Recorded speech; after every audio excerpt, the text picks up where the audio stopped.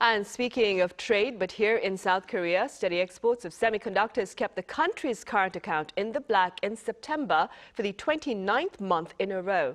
Our correspondent Kim Do-yeon covers the latest numbers.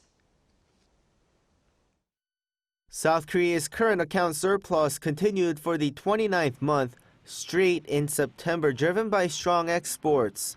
The Bank of Korea announced Thursday that the preliminary current account surplus registered for the month stood at $13.47 billion, the largest for any previous September. This is also second highest monthly surplus for any month since the year 2000, and considering the surplus this year from January to September, it's the highest ever for the period, with $82.77 billion, about 23% higher than the same period last year. The biggest factor here is the boom in semiconductor exports, as the industry has entered a super cycle. In non-IT items, while automobile exports to the U.S. have declined, the sector is performing well, supported by export diversification to Europe and other regions. According to officials, this figure in September was driven by a $14.24 billion surplus in the goods account.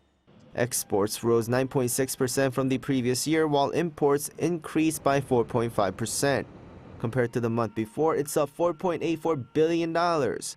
However, the services account deficit widened to $3.32 billion, larger than the previous month and the same month last year. This was partly because the transport balance swung to a deficit for the first time in 5 months. Looking ahead, the central bank expects the surplus to shrink in October due to fewer working days from the Chuseok holiday, but forecasts a return to a strong surplus trend for November and December. Kim Do-yeon, Arirang News.